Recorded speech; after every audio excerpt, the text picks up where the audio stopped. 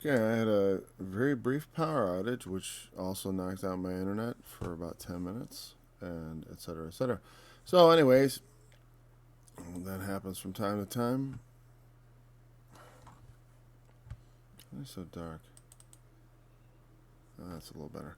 All right, so, anyways, I'm just going to go another half hour. I know I was at about a half hour mark when we got cut off, and I will probably try to stitch these two together, or maybe I'll just leave part one and part two up there. I remember exactly where I got cut off, and I don't know how much of that streamed before it got cut off. I also have to check into that. I'm just talking about like that through the use of your liberty. I mean, you can use your liberty, but you gotta be careful with liberty because while things may be lawful, like a small amount of alcohol, through use of that liberty, you can be seduced into drinking a little more, until suddenly you find yourself drinking in the daytime. You know what I mean?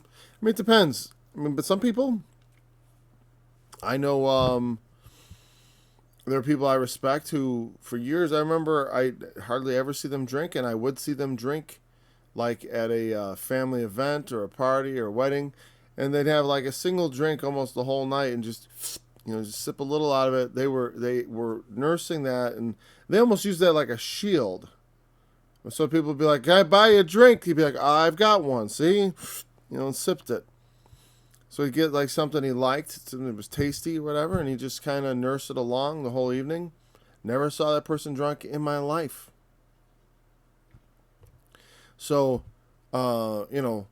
certainly some people can manage it. That's why it's not right to judge people based on how they use their liberty. Like I said, unless it's not that which goes in you that defiles you. It's not pork going into you or the meat or even the alcohol, but it's what comes out, the drunkenness, the gluttony. It's not that the very sight of a beautiful woman is wrong. It's the lust that comes from within us, if that happens to be our reaction. So that it is not, like the Muslims, they'll have the women completely cover themselves.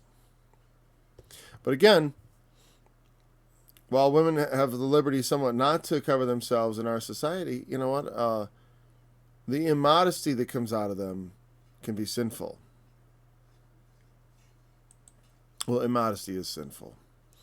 When we boast ourselves in our appearance, or try to get attention, or try to provoke lust. Sometimes these things are done in ignorance. Maybe the young are ignorant, but after a while we ought to know better. That's why whenever you see an old woman dressed like a whore, everyone kind of snickers, and it's not just because it's inappropriate for her appearance. She thinks she looks better. Maybe she does. I don't know. But the question is not so much does she look, but she's still trying to provoke lust. At an age when she is past the time, it's like you don't need that. It's past the time, and not only that, it was always wrong. And by your age, you ought to know better. That's why it's always kind of this strange. Every once in a while, I remember years ago walking into Walmart, and then there's like some lady, she was probably almost 80, with like, really, really high heels and a really, really short dress and way too much makeup. And it wasn't attractive at all. But she thought it was. She was thinking, I'll get someone to lust after me. Gosh darn it. By hook or by crook. And seeing her certainly didn't cause me to sin. But she was sinning. It's what comes out of us, not what goes into us. So there's all kinds of, and again, don't use your liberty as a cloak, or, and don't let you, think, well, I can look at women without lusting, and then you go off and you start looking, and it is lust. It's very, it's very easy to fall into things when we give them too much reign, when we allow ourselves to come under their power, as Paul describes it. All things are lawful, but not expedient. What does expedient mean? 126, 12. All things are lawful, all things are not expedient. I'm looking at Bible Hub. I'll bring you along. That's not the right thing. Okay. I only do this because I think it's boring to just, even though this is even more boring, watching me switch. I need some sort of macro that does all that at once. Then we'll highlight expedient. It says sum pharaoh. Which looks like some pharaoh. No, it's ERO. It means I collect or am profitable to. Interesting. It means the idea of profit there, it sounds almost like the way interest sort of collects, saying that which is expedient is that which gathers. He that gathereth not with me scattereth abroad. Profit is the gathering together of resources, right? It is resources being brought together and for profit. And so all things may be lawful. We can do, but it's not doing anything for us. We want to prosper and be profitable in the things of God, in righteousness, godliness, holiness, in temperance. Since we seek to be profitable in temperance, it doesn't make a lot of sense to stuff our faces with bacon. Since we seek to be temperate, it doesn't make sense to, tempt ourselves with alcohol if it's something we have a problem with. If we seek to be temperate in all things, well, the things that might be lawful, we maybe should be careful about. I through the Spirit of God, Jesus Christ is my Sabbath. And I don't observe, there's no day on which I am not willing to work. You know what I mean? If something needs to be done on Sunday, and the way because I'm self-employed, sometimes I get days off in the middle of the week. Sometimes I get days off on the weekend. There's no predicting. Sometimes work just got to be done on Sunday or Saturday, depending on which Sabbath you're obsessed about, if you're Sabbath obsessed. But, but for some people, it's like, oh, that's the holy day. And it's like, but, you could use that. It's lawful for me to skip out on that.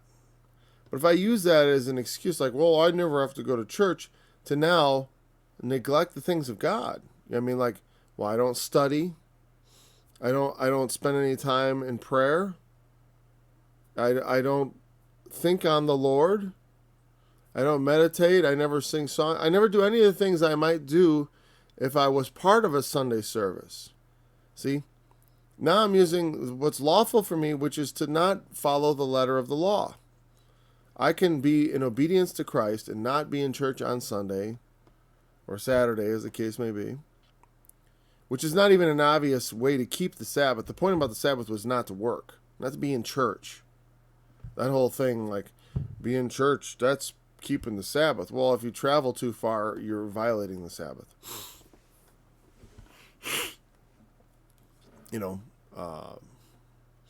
So there's certainly, you can split hairs once you get down, but let's say you get some sort of liberty, right? Well, if you're not, if we're using any of our liberties as a cloak under which we can defy God's will or avoid just our relationship with God. I mean, what is it we became Christians for? We don't want to talk to the Lord. We don't want to have we don't want to have some sort of engagement with the Lord of heaven and earth, the God that we have somewhat to do with, that we believe in. So, we can't let our liberty at all be used to bring us under the power of our lust. And that may be the root cause. Sometimes people they don't keep the Sabbath because it's a great. I I don't have to go to church on Sunday. That's great. Now I don't have to miss any of the football games. That can be kind of the attitude. I'm using my liberty because something else has power over me. I'm really addicted to watching sporting events or something. Again, I use all kinds of examples. Don't. It doesn't. I don't care what people presume. I have problems with all these things. I just can't resist bacon, and I love sports, but I don't care. But I mean, I was about to say, I don't really watch sports, but it's whatever. It doesn't matter. If you're thinking of me, you're not thinking proper. I think of me, which is appropriate. You should be thinking of you. What applies to you? How can you improve yourself? How can you make your walk more like Christ's?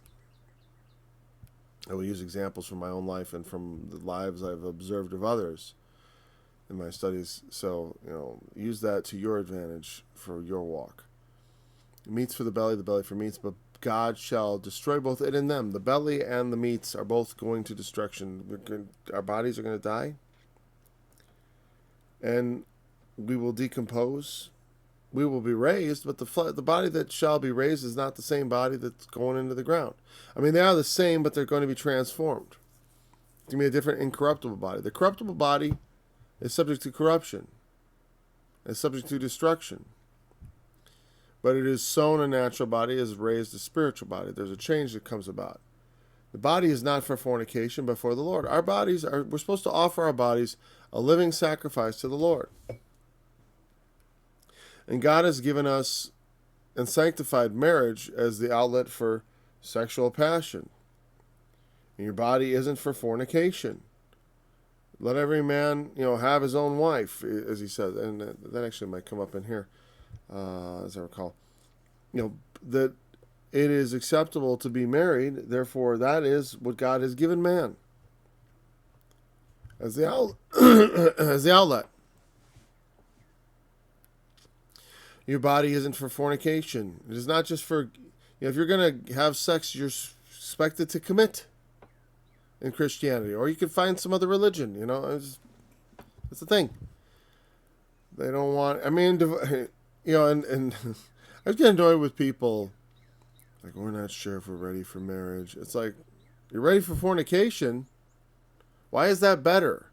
Why is marriage a greater sin? And I understand why a lot of young men don't want to get married. Because the rules are against them, but that goes to your selection. You gotta be careful about who you decide to marry. It's not like you should just get married so you can have sex. That's stupid. You know what I mean? Like, she's real pretty, I'll ask her to marry me. No, it's really foolish. You gotta be careful about who you marry. Don't just marry someone that you might otherwise fornicate with. You know what I mean? That's where people get stupid, is that they're blinded by whatever nonsense is going on that's in their relationship that causes them to want to sleep with somebody. And because everyone in these dating relationships, they put their best foot forward, they conceal all their things. And, while you're playing this stupid game with somebody, because a lot of what relationships are about is a stupid game. You're playing this stupid game with somebody who's a total waste of time, who you should never marry under any circumstances. And who should not marry you. There's somebody else each of you should marry. You're wasting your time with each other. And,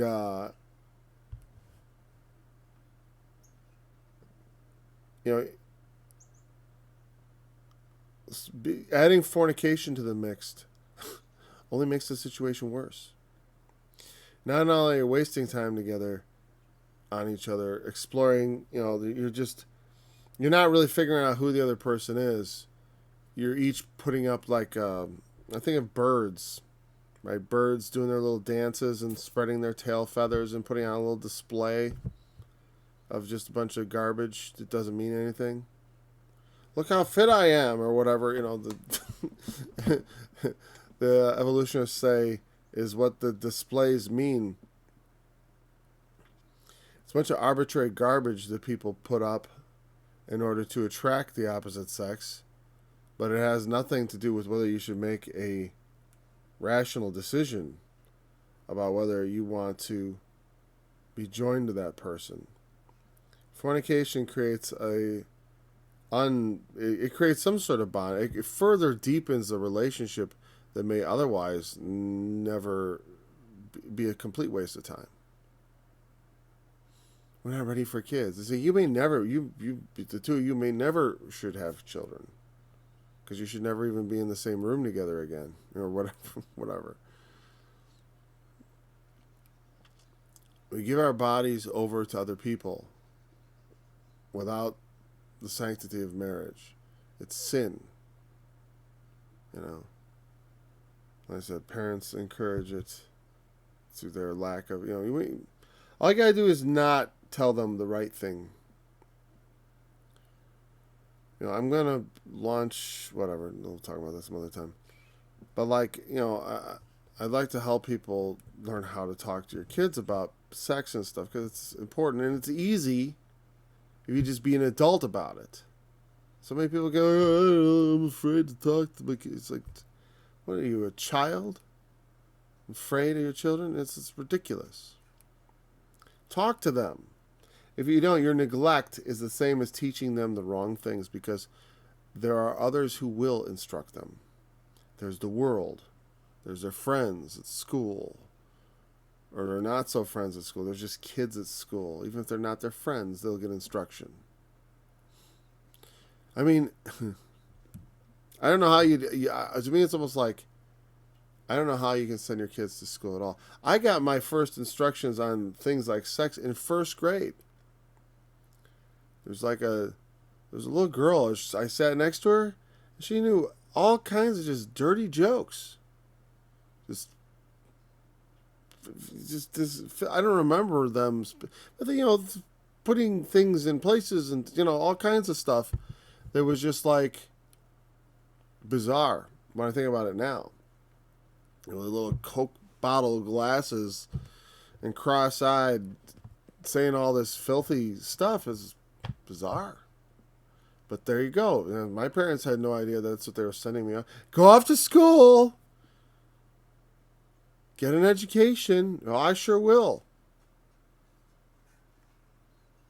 And my parents tried, but the idea of educating me about sex was totally wrong. They said, women are evil. Don't have anything to do with them. Great advice. Thanks. Didn't work out so good. You can't repress it. You got to address it. Address the truth. All right, getting off the track here. The body is for the Lord, and the Lord is for the body. The Lord is for the body. What's that mean?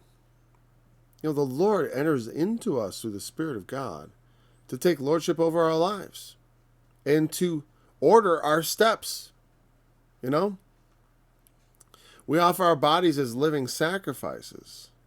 And he offered himself as a sacrifice to redeem us from the corruption of the flesh.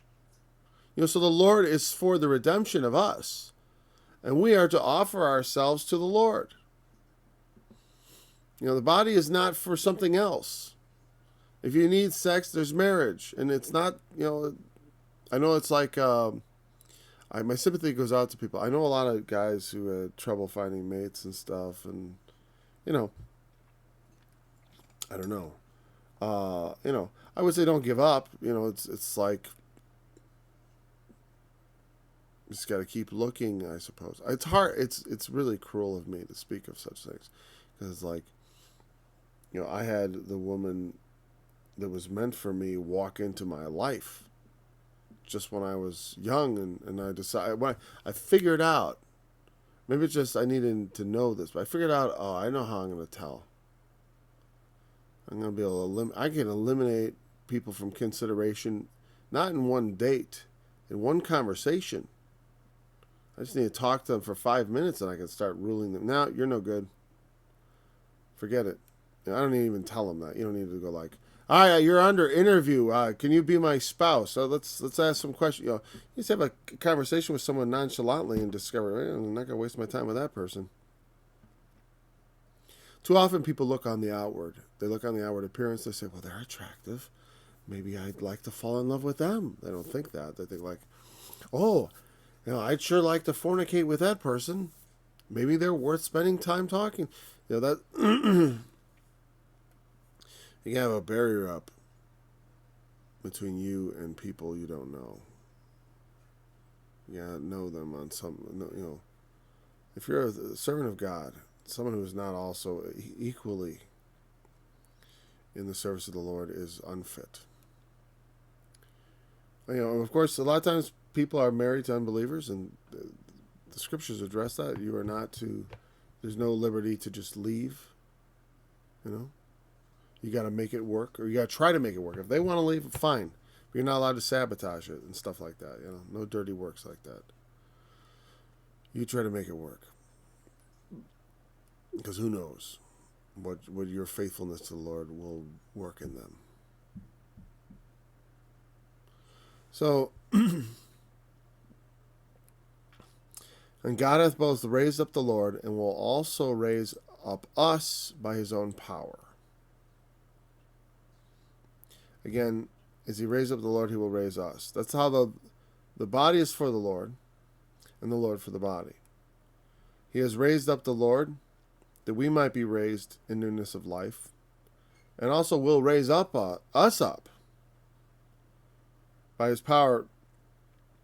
Yes, in this, that we might be raised in newness of life now, but also in the resurrection which is to come.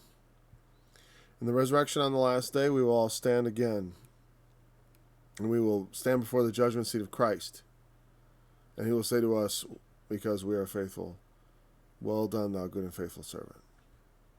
That's what your goal is. When you stand up again that day, he would say to you, well done, good and faithful. You were faithful. A lot of our lives may not look that way because of, it's hard to navigate your way through the world. There's so many deceivers going on in the world. There's so much distraction in the world. There's so much evil in the world to lure us away from Christ. But in that you continue to pursue him. You are faithful. You're faithful to your calling because you said, I believe in him. And so you keep looking. You keep seeking. You keep asking. Asking it shall be given you. Seeking you shall find. Those things are true. And if you continue to ask and seek, God does reveal himself to you. Like if you need instruction, he will send teachers. If you need strength can be brought. You can buy of him gold tried in the fire. But you buy it through your prayers and attention to the thing. Do you care? Do you care? Well, then seek after it. Pursue it with your zeal. He will raise us up by his power. So let's stand before him, not being strangers to that power. The same power that raised up Jesus from the dead can raise you up in newness of life, so that it can be truly said, such were some of you.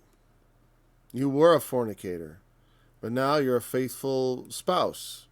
You were a drunkard, but now you either know how to use that liberty or abstain completely.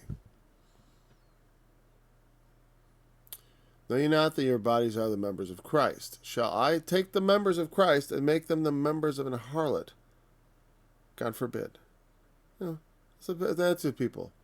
They don't understand. It's like, my body belongs to Jesus. See, I put my faith in Jesus, and therefore his blood purchased me. I was condemned to death because of my sins. And if I want to die, I can just go be joined to a harlot. I can just be a fornicator. I can be an adulterer. I can be all those things which cause men to not inherit the kingdom of God.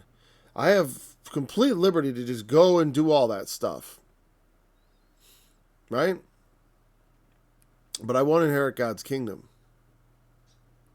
I'm going to do whatever I want. But it's not going to be profitable to me. It's not going to be expedient for me.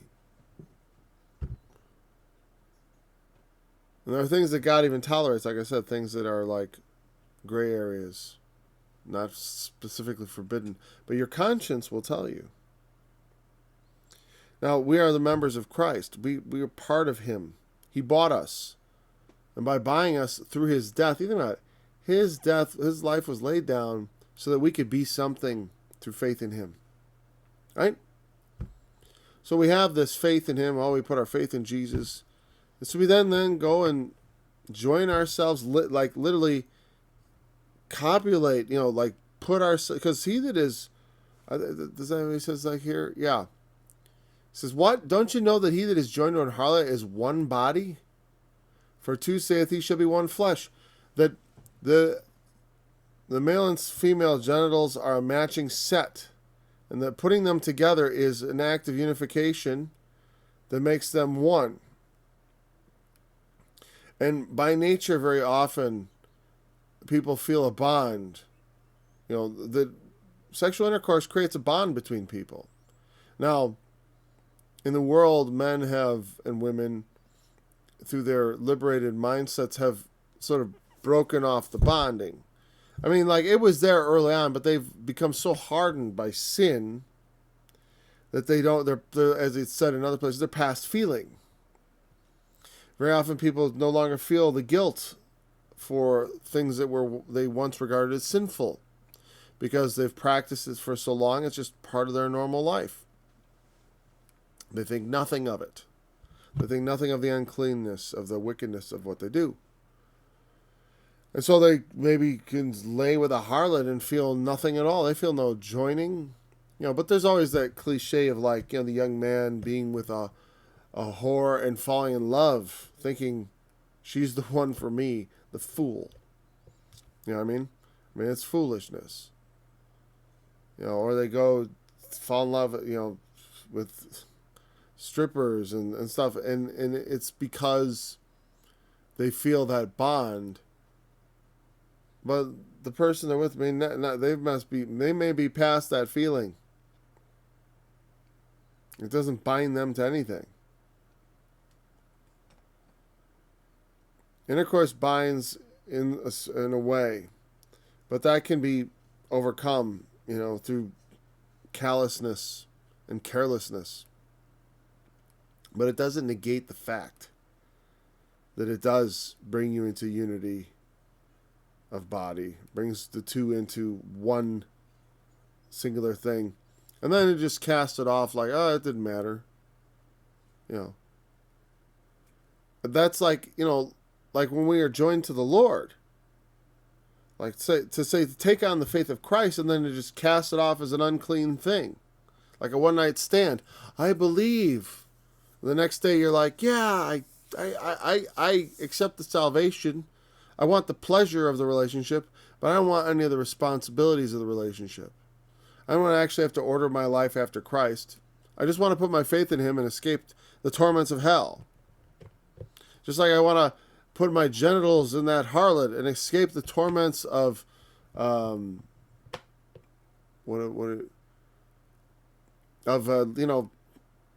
frustration that males feel when they do not engage in intercourse. They get frustrated. They become, filled with anxiousness or whatever. I want to relieve that. So I want to feel the pleasure of that. So I will go do that and relieve myself of the burden of that part of existence and take on none of the responsibility. The next day, I'm just going to want to go back to my normal life. I just want to do that. And so also, we in the spirit, we're like that. Or some people are like that. They take on Christ. And it's like a one-night stand. I'll join myself to Christ lightly, the way I would lightly join myself to a harlot. They think, and they don't think it like that, but that's the way they're acting. It's like they're lightly joining themselves to Christ. Because our bodies are members of the Lord. And that's what he's talking about. That we are members of Him. We are joined to Him. And we should not do so lightly. He that is joined to the Lord is one spirit, it says in verse 17. When we join ourselves to in the carnally, it's like like there's a similarity. There's an analogy. I mean, the whole book of Revelation is based around this analogy of, well, not the whole thing, but a significant portion of the book of Revelation is based on this analogy of the bride and the harlot. And when I taught Revelation recently, I went into that extensively. We have 2 more verses, but we are now well into the full time we owe this study today. I don't know exactly how I'm going to deal with the 2 parts. I may just part 1, part 2. I just realized I got no music ready. Anyways, while I dig this up, thanks for joining me in this study. I look forward to studying with you tomorrow. We'll pick up the last couple of verses of this chapter. Streaming. Yes, intro music. Okay, there we go. That'll do. All right, thanks for joining me. I look forward to studying with you tomorrow.